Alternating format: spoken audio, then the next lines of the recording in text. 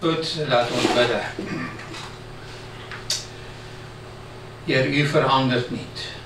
U bent geen leugenaar. Uw woord is waarheid. En wij ontvangen vandaag het waarheid van uw kostbaar woord. Ons gebed is ook, Heer, dat u ons zal helpen om onze geestelijke oren ook open te doen vandaag. En dat uw Heilige Geest uw woord zal bevestigen voor ons, in ons geest. Maar dat uw Heilige Geest het ook voor ons duidelijk zal maken, dat we het kunnen begrijpen en verstaan en gaan toepassen. Dat uw Heilige Geest in ons zal werken om te willen en te werken naar uw welbehagen. Dank u wel, Vader. Amen. Oké, onze thema vandaag is onze relatie met de Heilige Geest. Ik heb dorst. En u?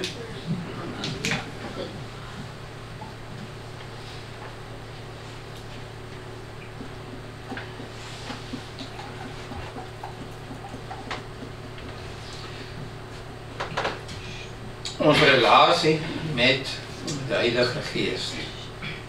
Je kan dit ook anders gaan stellen. Ons verbondenheid met de Heilige Geest. Onthou, de Heilige Geest is een persoon. Hij is niet een gevoel. Hij is niet wind. Wij kunnen niet een relatie met de wind hebben. Je kan alleen met een persoon een relatie hebben. Je kan alleen een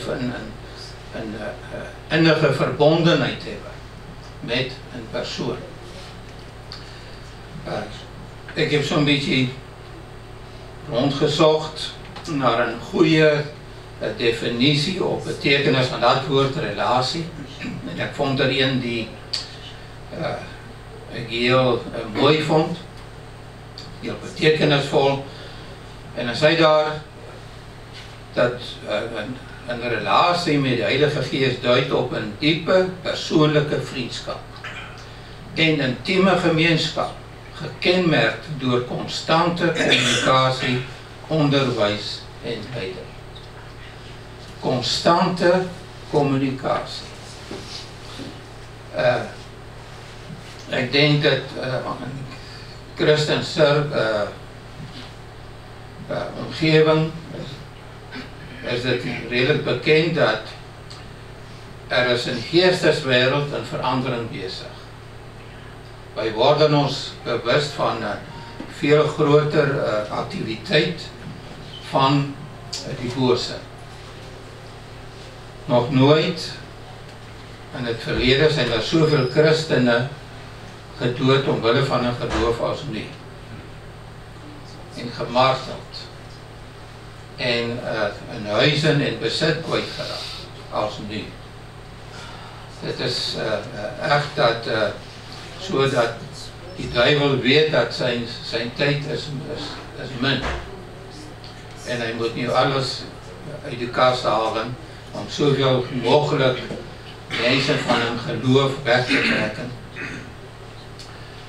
Maar ik word mij ook daarvan bewust persoonlijk.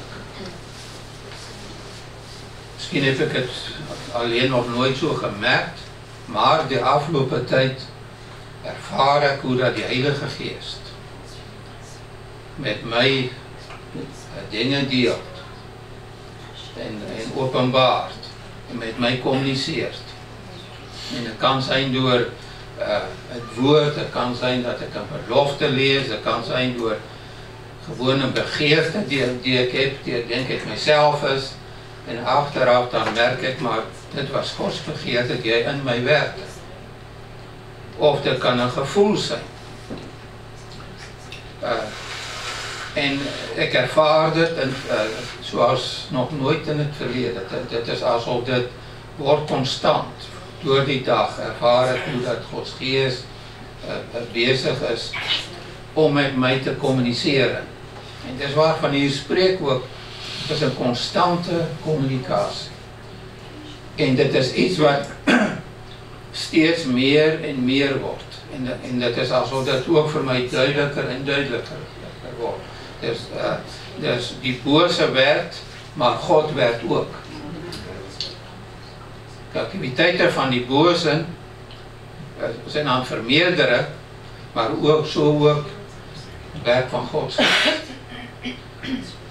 Hy is ook bezig om steeds krachtiger en duideliker te werken en te communiceren. Onthou dit wat God hier op aarde gaat doen, gaan hy door die mens doen. Zijn geest die in en door ons, zijn kinderen werk. Dus ook een constante onderwijs, waar zijn geest ons leert, maar ook constante leiden, waar hij ons leidt. Wat wij moeten doen en wat wij niet moeten doen. Nou, er zijn verschillende stadia of fases van natuurlijke groei. Wij hebben enkele baby's in onze gemeente, wij hebben kleuters, wij hebben tieners, wij hebben volwassenen, wij hebben mensen die op latere leeftijd zijn. Ja. In de natuurlijke groei, die fases kennen wij. Je wordt geboren, groei, word je een kleuter. Wat wil een kleuter doen? Die wil de wereld ontdekken. Hè? En die ouders en grootouders moeten voortdurend op een hoede zijn. Wat steekt in zijn mond? Die willen alles proeven. Die doet zoals die ouders doen. Je ziet die gezichtsuitdrukkingen. Ik onthou Chantalie, toen zij een kleuter was. Ook in die tijd had ik een snor, een moustache.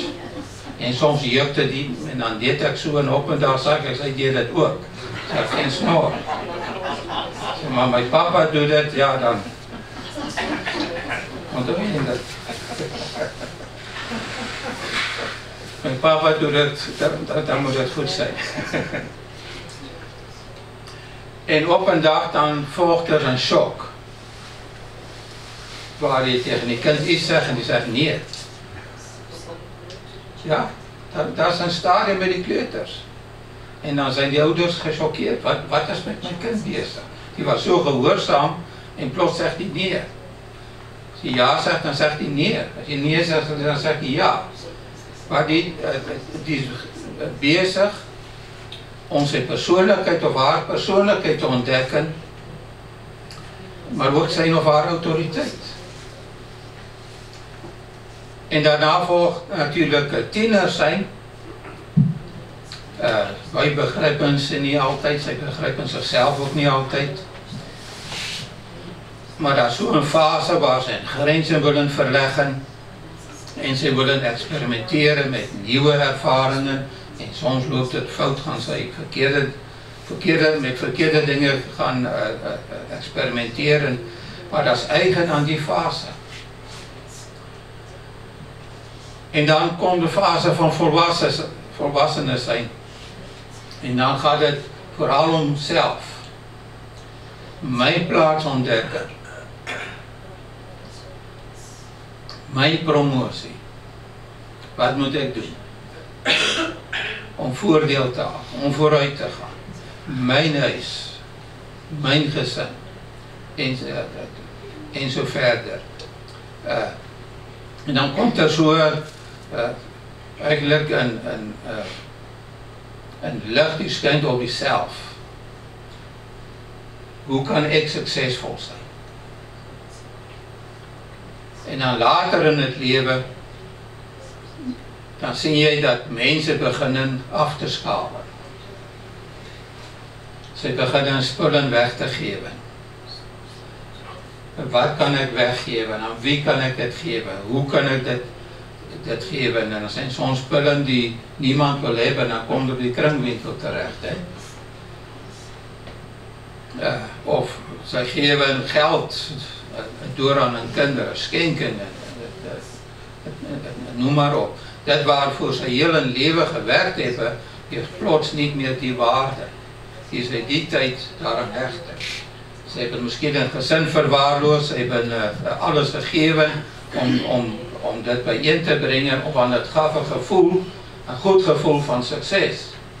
Ik heb iets bereikt. En op later leefte besef jy maar, dit beteken nie soveel. Weet u, ek ben al enkele jare in die bediening, enkele tientallen jare. En weet u wat heb ek gemerkt? Ek merk nergens soveel bitterheid as by die ouderen.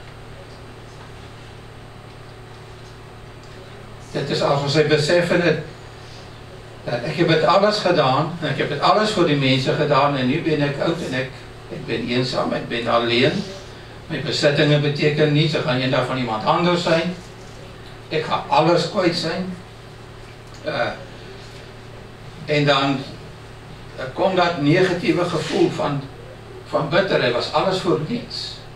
Ek kan op niemand rekenen, er niemand voor my, en doe so verder. So, er zijn gevaren in al die fases, weet, een kind heeft iemand nodig om zich te verzorgen, een tiener heeft iemand nodig die inspraak heeft in zijn of haar leven, die goede raad kunnen geven, die volwassenen hebben goede vrienden nodig, die inspraak heeft, die kunnen zeggen, luister, je bent bezig om je vrouw of je kinderen te verwaarlozen, of je legt verkeerde nadruk op je verkeerde dingen, en zo verder. En dan, ook bij ouderen, moet in zijn manier vinden om betekenisvol te zijn. Om het gevoel te hebben, ik beteken nog iets voor iemand. Mijn leven heeft nog waarde. Die kinderen komen niet alleen bij mij omdat ik een dag een erflating ga nalaten. Nee, ze komen bij mij, want ik heb iets te bieden nog. Zij luisteren naar mij, want ik heb wijsheid om door te geven. Zij houden van mij, om wie dat ik ben. Maar zo zijn er ook geestelijke stadia van groei, ook met zijn eigen gevaren. Ten eerste dat weergeboorte wordt door de Heilige Geest bewerkt. Dat is hij die dat goddelijk leven aan ons geeft, zodat wij God kunnen kennen. Iemand heeft eens een heel mooie definitie gegeven van weergeboorte. Ik zeg, dat is om God te kennen. Iemand die weergeboorte is, kent God niet. Kan niet met God communiceren. Want dat is geestelijk. Zijn geest moet vernieuwd worden, zodat hij God kan kennen, dat God zich kan openbaren. En daar bestaat ook die gevaar dat tussen die echte en die onechte.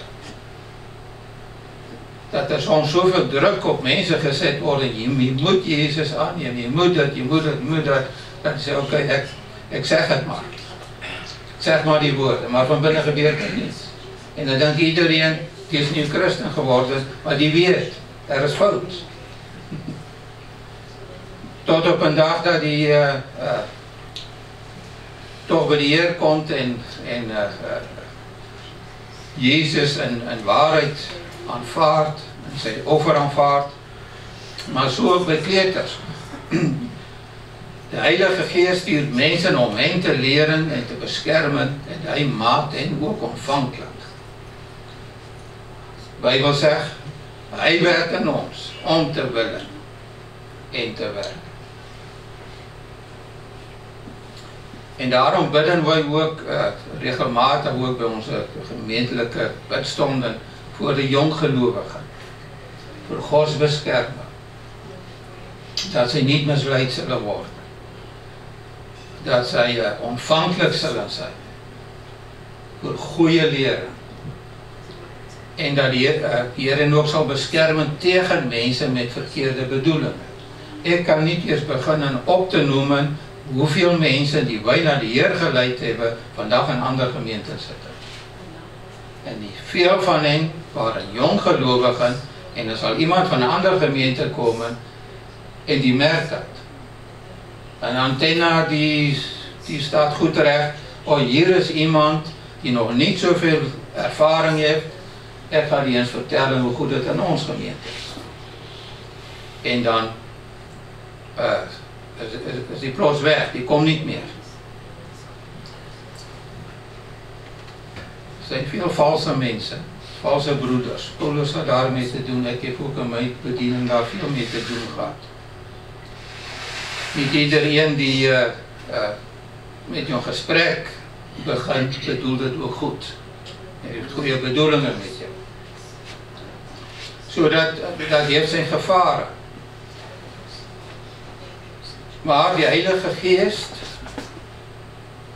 dis waarom het ook so belangrik is om te bidden, bedien ook die kinderen, weet wat sy nodig hebben, hy weet wat Gods plan is met hen, ook verder in lewens, wie sy weer allemaal kunnen helpen en bereiken, en dan stuur hy die juiste mensen op hun weg om hen te helpen. En hy maak hen ontvankelijk. Ek herinner my, toen ek in die sondagsklas zat, in Suid-Afrika.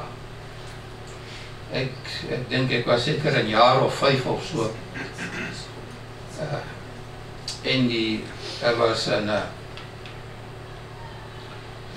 sister, we noem daar soms Tannie, dat is in Suid-Afrika, iemand 10 jaar ouder as jy is die oom of Tannie, dat is selfs al is die geen familie, dat is maar een beleefdheidsvorm. Maar die Tannie vertelde die dag een verhaal. En ek denk, ek heb het al met u gedeeld. Van iets wat echt gebeurd was.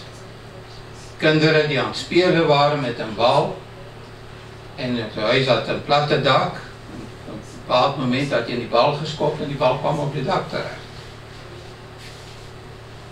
En zij dachten, nou, hoe gaan wij die bal daar af gaan halen? Niemand van ons is groot genoeg om daarop te kunnen klimmen. En ze besloten om te bidden. En ze begonnen te bidden en plots kwam er een wind. De bal begon te rollen vanaf die dak. En ze beseften maar, God hoort ons. Hij luistert naar ons. En ik, tot vandaag herinner ik mij dat. Die verhaal, dat was mijn eerste ervaring met een levende God. Tot op dat moment was, God wil mij die boem aan. En ik hoorde dat ook. Als je niet luistert, gaat lieve Jezus boos zijn op jou. Dan ga je niet naar de hemel, ga naar de hel. Mensen waren wreed die tijd. Ze gebruikten van alles om die kinderen schrik op je lijf te jagen. Als ze toch maar braaf zullen zijn. Maar die verhaal had zo'n impact op mijn leven gehad. Vanaf dat het moment, en ik geloof met heel mijn hart, dat was de Heilige Geest. Die in mijn hart iets plantte. Vanaf dat moment wist ik het. Er is een God. Er is een God. En hij hoort wanneer wij bidden. Nou, ik was nog niet gereed of zo, maar iets was in mijn hart gebeurd, waardoor er een honger kwam. En vanaf dat moment begon het te groeien en te groeien. Er kwam een zoeken naar God. Zonde begon voor mijn probleem te worden.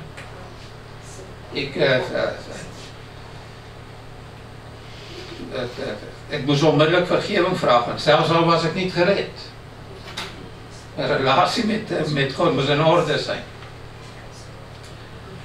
En dan natuurlijk tieners, zij ontdekken de geesteswereld. De manifestaties. Dat wat goed voelt. De geestesgaven. Waarde van gebed en bijbellezen enzovoort. En de Heilige Geest is bezig om hen te leren.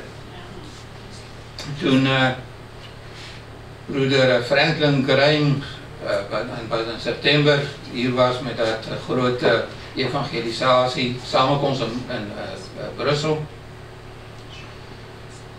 Toen kwam het hier ook op seculiere tv. En ik vond het heel interessant, tijdens die nieuwsuitzending, die interview daar. Toen zei een van die aanbieders dat is iets nieuws bezig onder die jeugd. Sy kom in 'n opstand, klink dat bekend, hè? Tegen hun ouders. En ouders geloven dat het oké is, abortus. Het is oké om niet naar die kerk te gaan. God is niet zo belangrijk. Zie al die misbruik en die dingen, je moet allemaal niet zo serieus nemen, die kerk en die dingen. En die persoon zei, het is alsof die kinderen, die jongeren, komen in opstand tegen die siening van die ouders. En zij hebben die begeerte om voor zichzelf te ontdekken. Zelf op zoek te gaan. Zelf hun grenzen te verleggen. Iets anders te gaan beleven. En zo komen zij per hier terecht. En ouders zijn dat de eerste en ze zeggen, dat is niet wat ik wil. Ik wil zelf ontdekken of daar een God is. Of God is boos en al die dingen. Nee, ik wil het zelf ontdekken, wie het echt is. En zo worden menigte jongelui vandaag gered. En dat gebeurt ook in Frankrijk. Het gebeurt ook in het Verenigd Koninkrijk. Onlangs een gesprek ook met iemand en die zei ook in Amerika. Massa's jongelui die nu besluiten om Jezus te volgen. In zekere steden in Amerika hebben zij nu doopdiensten gewoon op straat. Zij gaan op die straathoeken gaan prediken, jongelui komen tot bekeren en zij dopen en daar een doopbad gereed en die wordt direct gedoopt. Dat is ook een Bijbels gegeven, hè? Zo werd het ook in de Bijbelstijd gedaan. Er is iets nieuws bezig en God gebruikt dit wat eigenlijk is aan een tiener om hem bij hem te brengen. Dat nieuwsgierigheid, dat rebelsheid. Ken jullie tieners? Grenzen verleggen, nieuwe avonturen beleven.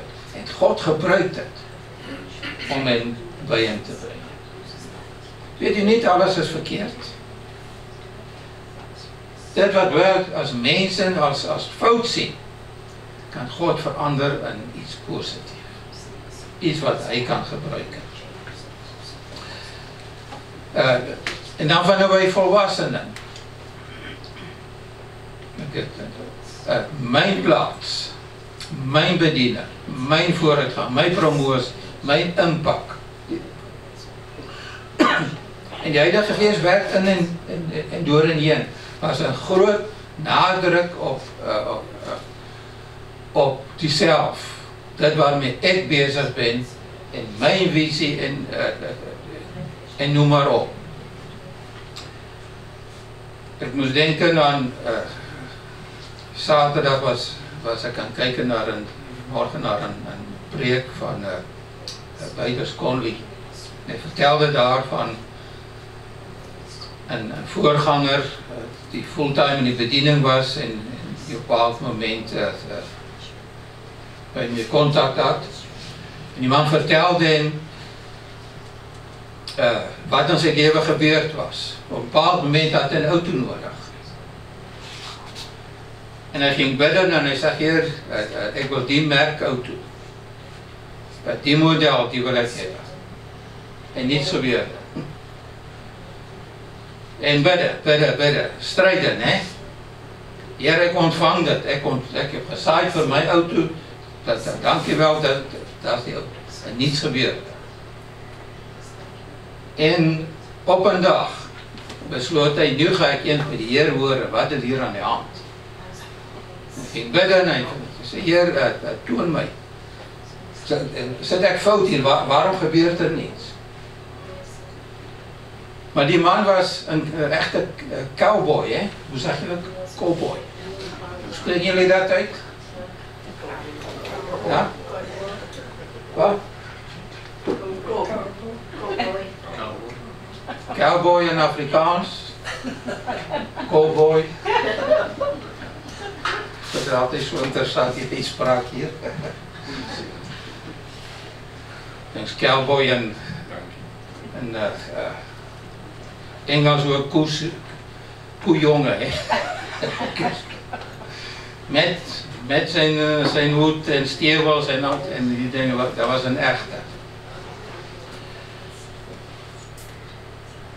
Maar hij werd stil voor de Heer en de Heer vroeg hem: waarom wil je die auto hebben? En hij zei: wel Heer, dat is die auto die meeste voorgangers die ik ken, er is zo'n auto.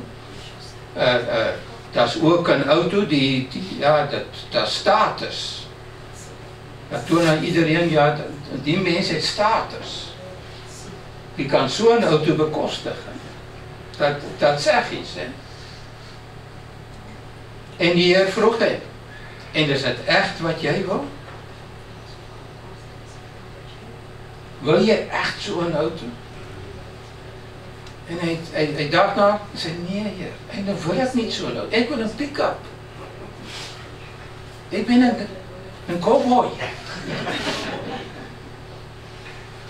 Ik krijg graag een pick-up.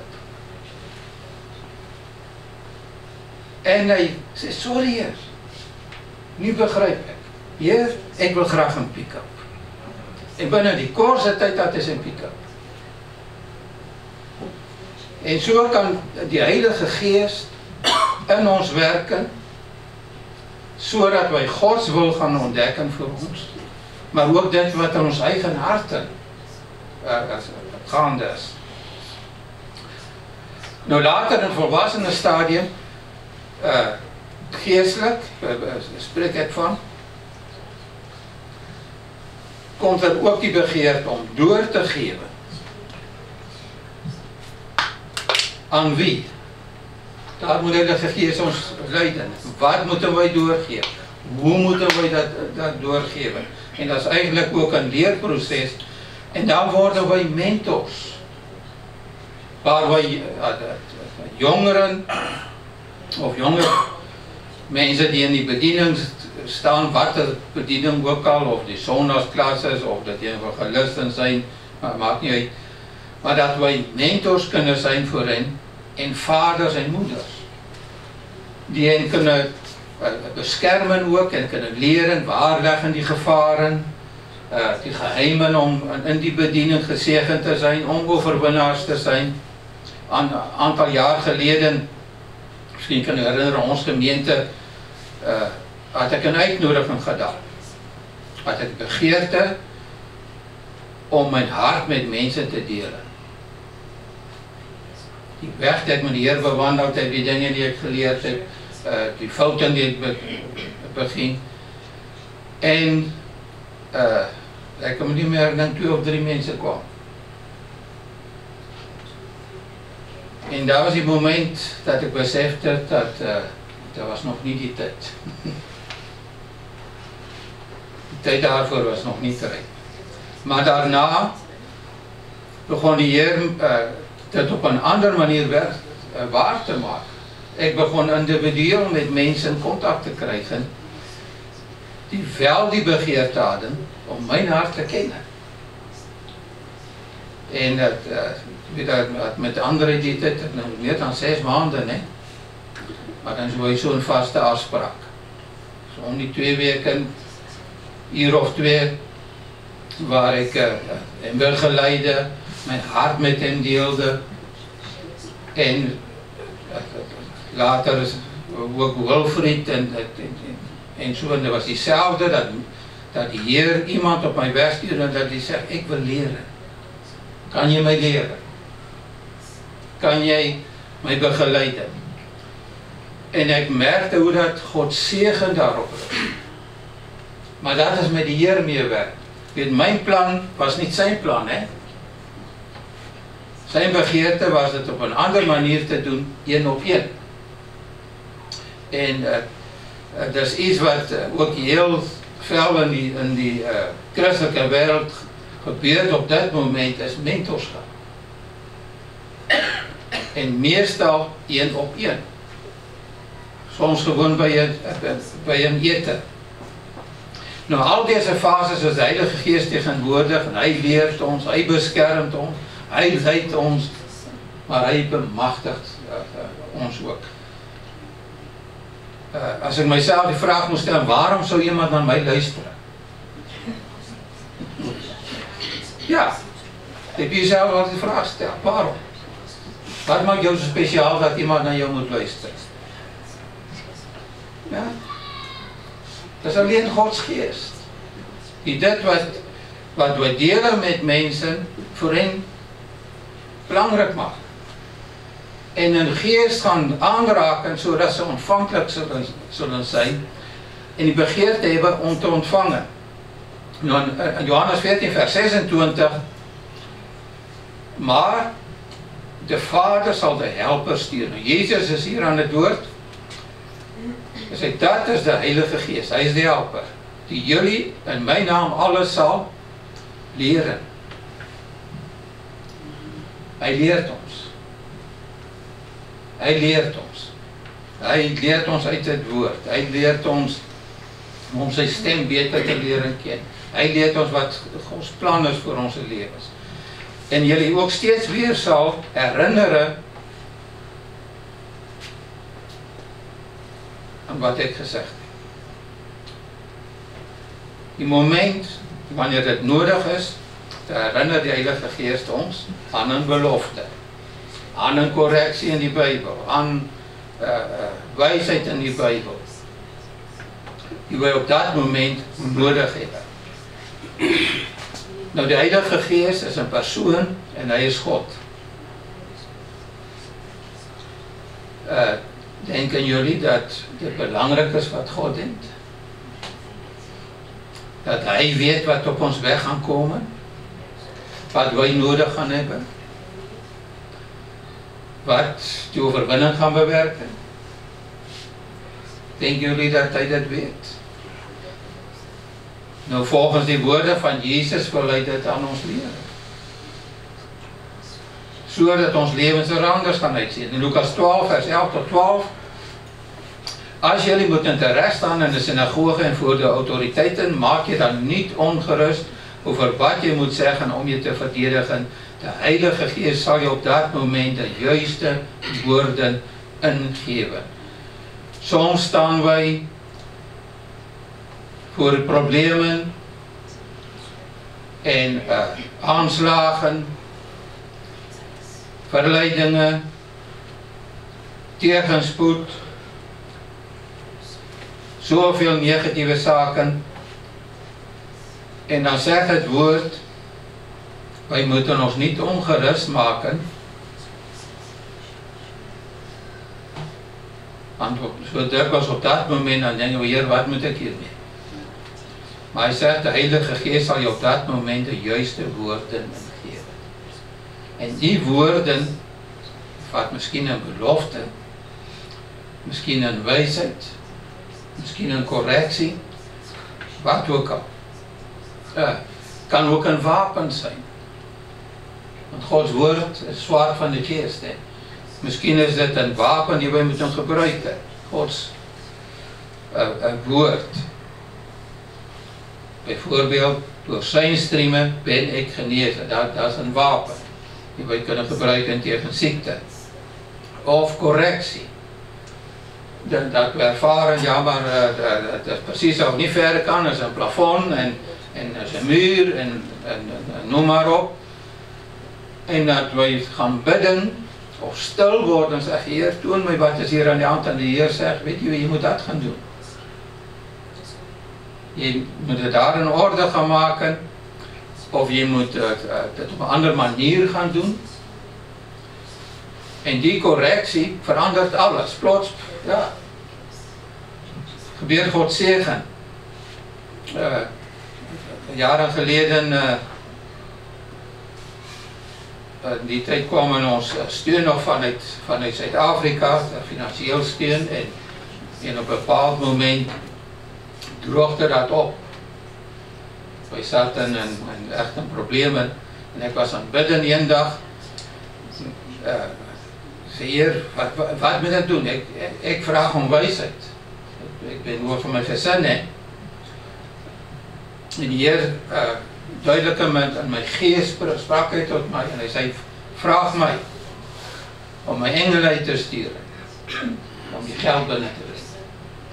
Want in Hebreërs sê hy dat die engele zijn dienende geeste en ze worden uitgestuurd ten dienste van ons gelowigen. Dis het bad, dit is Heer, ek vraag u, stuur asseblief u engele uit. U weet wat wij nodig hebben, hoeveel wij nodig hebben om dat binnen te brengen. En ek dink dit was 'n dag of 2 later, ging die telefoon van onze skatbewaarder daar in Suid-Afrika en die belden en die zei, wij weten niet wat hier gaande is, maar die geld die stromen binnen van overal. Niet van één bron, dat komt van overal binnen. Hier is echt zoveel zegen, meer dan genoeg. Nou, wat is daar gebeurd? De Heilige Geest heeft geleerd. Hij heeft mij geleerd wat ik moest bidden. En die moment toen ik naar hem luisterde en ik paste daartoe, toen veranderde alles. Ik had geen invloed op dit wat daar gebeurde. Alleen God had. Ik had geen contact ook met dat ik ook iemand kon manipuleren, wat ik ook niet zal doen of wat ook al. Maar Gods Geest had. Hij veranderde mensen in hart en hij skep die begeerte om bij te dragen aan Gods werk. Johannes 16 vers 13 tot 14, ik ga afsluiten.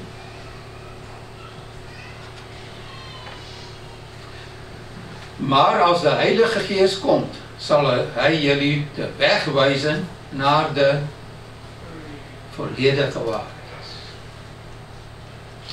De volledige waarheid. Hij kent alles.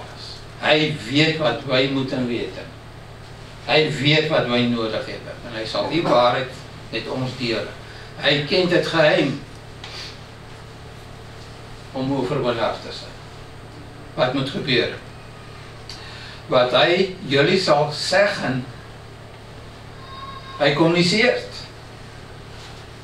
Hij is een sprekende God. Die heeft hij niet uit zichzelf, maar hij geeft door wat hij hoort. So dit wat die Heilige Geest tegen ons zegt, aan ons meedeelt, om van waar? Van God. Is God wijs? Kent God alles? Heeft hij de oplossing voor alles? Ja. En die Heilige Geest gaat het aan ons meedelen. En hij zal bekendmaken wat komen gaat. Nou spreek van komende dingen, maar ik geloof te spreek ook daarvan dat die Heilige Geest aan ons geheimen meedeelt om te tonen hoe dat dingen gaan deel worden van ons die wij nodig hebben, overwinning en doorbraken. Dat die Heilige Geest tegen jou zegt, ik wil dat je die belofte gaan belijden, of ik wil dat je daar gaan zaaien, of ik wil dat je dit daar in orde gaat maken. En als je dat doet, dan zal dat en dat en dat gebeuren. Door jullie te vertellen wat hij van mij hoort, zal hij mij verheerlijken. Hoe wordt Jezus verheerlijkt? Onthou, hij is onze verlosser, hij is onze redder, hij is onze voorziener. Amen. Amen. Hij is de waarmaker van zijn woord. Hij heeft die nieuwe verbond bevestigd en ingesteld. Wat zal hem verheerlijken? Al deze dingen. Dat zal hem groot maken. En wanneer de Heilige Geest dingen met ons gaan delen, dan gaan wij merken hoe voorzien en redden en verlossen en vrede en wat we ook al nodig hebben in het nieuwe verbond, gaan we ontvangen, want het verheerlijkt Jezus. Met wie heeft hij die verbond ingesteld? met ons. Dat is ondeel. 1 Johannes 2 vers 26 of 27. Ek skryf jullie, ek ben bezig om af te sluiten. Ek skryf jullie dit om jullie te waarskuwen voor bedriegers. Sy probeer jullie verkeerde dinge te leer. Maar jullie zijn gezalfd met de Heilige Geest en Hij woont in jullie. Het is niet nodig dat iemand jullie leert wat God van jullie wil. De Heilige Geest leert jullie alles. Wat Hij zegt is de waarheid. Hij liegt niet. Daarom moeten jullie één met Hem blijven zoals Hij jullie heeft geleerd. Nou die tekst wordt dikwijls, ik wil bijna zeggen, meestal verkeerd aangehaald. De mensen zeggen, niemand kan mij iets leren, want de Heilige Geest leert mij. Ik heb de kerk niet nodig, ik heb niemand nodig, de Heilige Geest leert mij. Fout. Hij spreekt hier van bedriegers.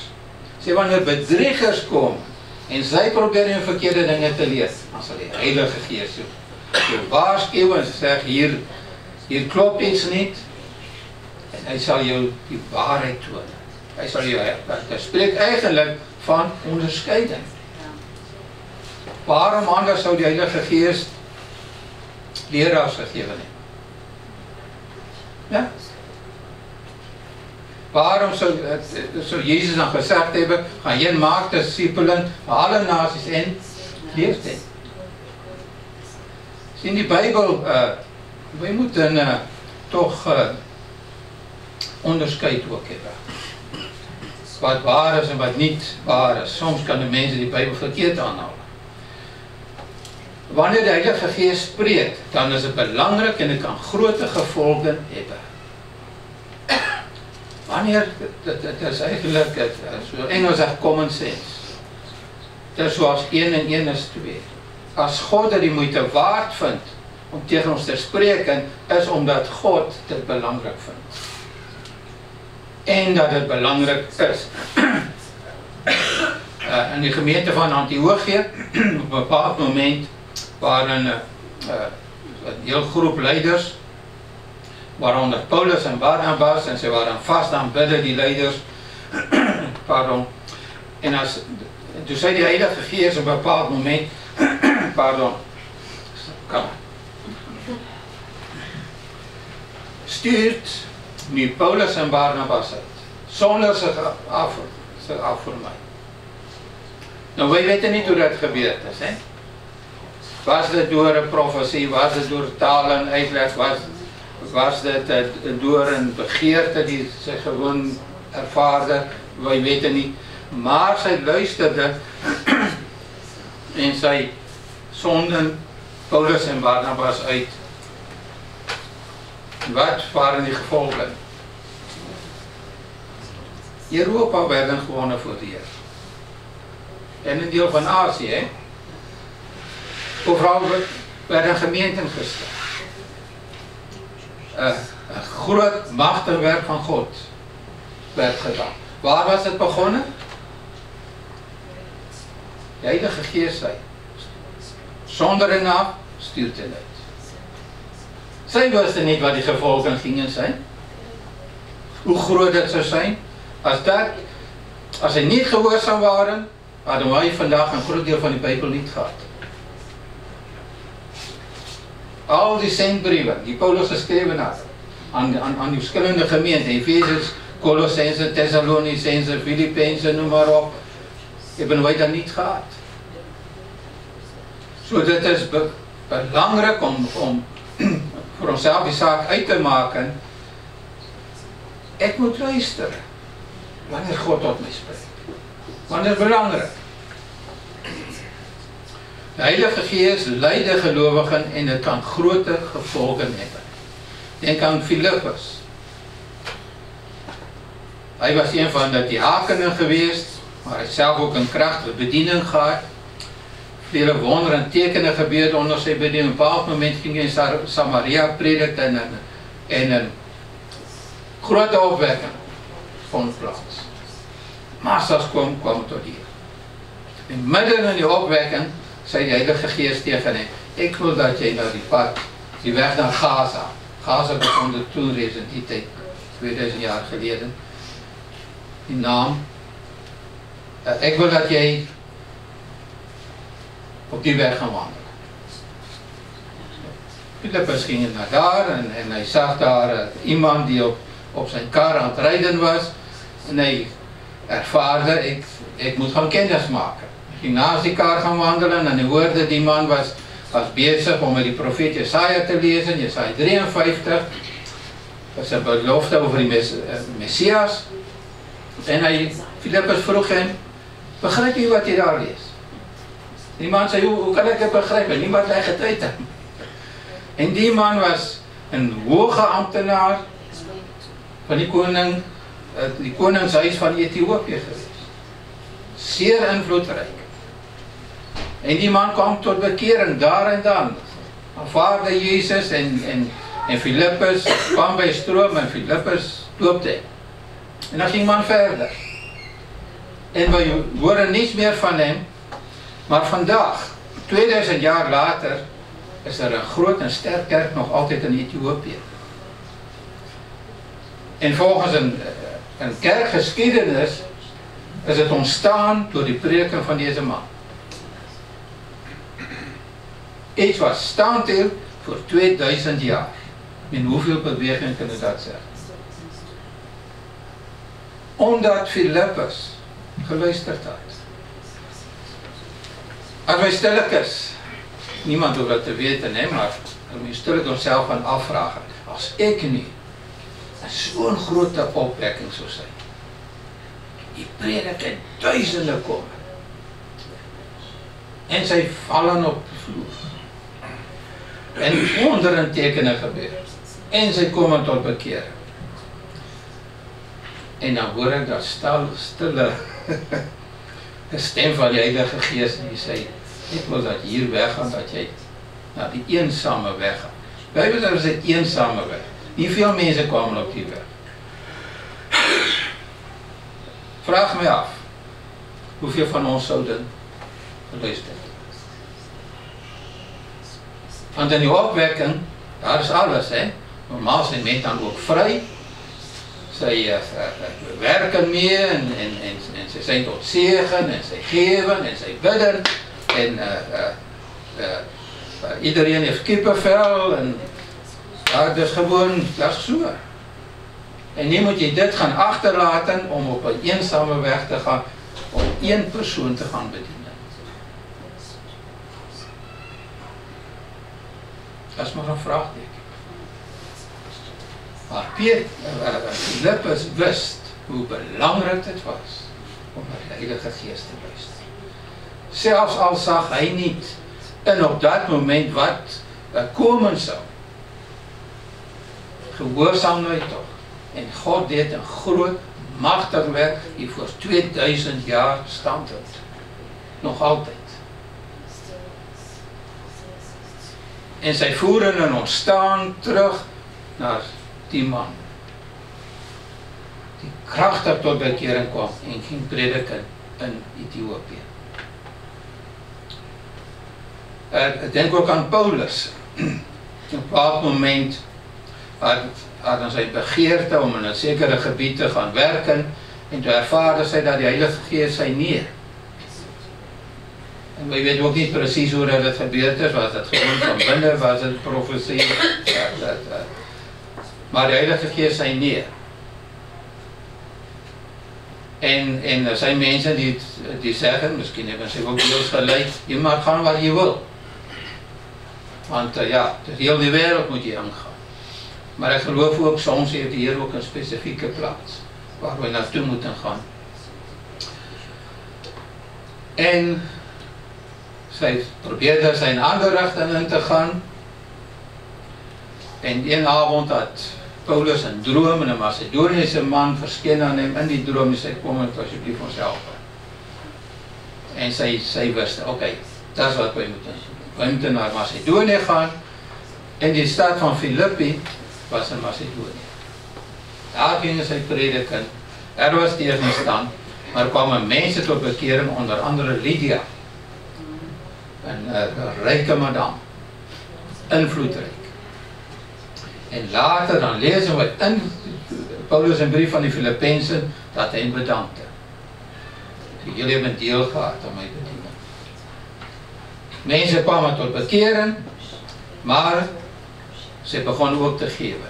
En omdat sy gawe was, Paulus in staat om ook verder te gaan, het evangelie te brengen over een groot gebied. En deze Lydia was ongetwijfeld deel van die gewers daar geweest. So wij beseffen niet altijd hoe belangrijk het is om te luisteren wanneer de Heilige Geest tot ons spreekt, omdat wij de gevolgen niet kennen. Soms gaan we daar heel lichtelijk mee om, en ik spreek ook van mezelf, dat ik een gedachte krijg, en dan denk ik, oké, is het niet de Heilige Geest of dan mijzelf? Dat klinkt niet zo belangrijk zo. Ik hoef daar niet zoveel aandacht aan te geven. En achteraf, dan zie je, dat was zo belangrijk. Dat hield zoveel bescherming in en zoveel wijsheid in. En nu heb ik daar geen acht aan gegeven en ja, en dan komt er schade. We herinneren ons de aanval in Amerika, de Twin Towers. Ik heb achteraf zoveel getuigenissen gelezen van mensen die dag door de Heilige Geest verhinderd werd om naar een werk te gaan in die Twin Towers. Er was iemand die was op weg naar daar en hij was bezig om zijn kind naar school te brengen en plots ervaarde hij, ik heb zo'n begeerte om vandaag naar die McDonald's te gaan, met mijn kind ontbijt te gaan eten. En hij gehoorzaamde, terwijl ze aan de McDonald's zaten, zag hij hoe die vliegtuigen de Twin Towers vloog. Die man is een wedergeboren christen, ervaarde, ik heb zo'n begeerte. Weet u, naarmate wij groeien, hoe meer wij gaan groeien, dichter bij de Heer komen, hoe meer ons begeerte, Gods begeerte gaan zijn. Die ervaart wat die Vader wil, hè. Die Geest woont in ons, hij kent die wil van die Vader. Hoe meer wij gaan ervaren, dat zijn wil ook ons wil. Gewoon omdat we een relatie met hem zijn. Iemand anders was op weg en die kreeg een platte band. Er is niemand om te helpen. En zoveel getuigenis, waardoor hij te laat kwam op werk en die ramp niet meer maakte. En broeder en zus, laten we vandaag opnieuw besluiten om echt aandacht te schenken wanneer de Heilige Geest met ons praat of ons leidt. Dat is mijn begeerte en daarom heb ik ook die begeerte gehad om deze boodschap vandaag met u te delen. En ik heb er daar heel lang over gedaan. Esther is mijn getuige, normaal enkele uren. Ik was gisteren bijna heel die dag daarmee bezig. Ik ervaarde echt dat die Vader wil dat wij kennis zullen dragen. Hij spreekt tot ons door die Geest. Hij spreekt met ons. Omdat hij die gevolgen kent. Hij kent de toekomst. En als wij gaan acht geven, gaan wij veel schade niet meer maken. Maar wij gaan ook veel voorzienender wel meemaken. Wij gaan doorbraken meemaken. Wij gaan overwinningen meemaken. Omdat wij geluisterd hebben. En ik heb het gebeden en ik wil graag hetzelfde met u doen. Vandaag bidden. Dat de Heer ons gaat helpen. Om gevoelig te zijn. Voor zijn stem. En te luisteren. En te gehoorzamen. Onze Vader, ik bid vandaag voor ons gemeente. En in die naam van Jezus bid ik dat elk lid van ons gemeente sal so bewus sal word, Heer, van u stem, die tot ons spreek. Heer, dat elkeen van ons dit ook als belangrik zullen achten, om ag te slaan, om ag te gee op dit wat u tegen ons sê. Of dit wysheid is, of lering, of korreksie, wat ook al. Maar dat wij dit als belangrijk zullen achten. Wij kennen die gevolgen niet van ons gehoorzaamheid. Maar omdat u dit belangrijk genoeg vindt, om tegen ons te zeggen, of met ons te delen, te zeggen nog.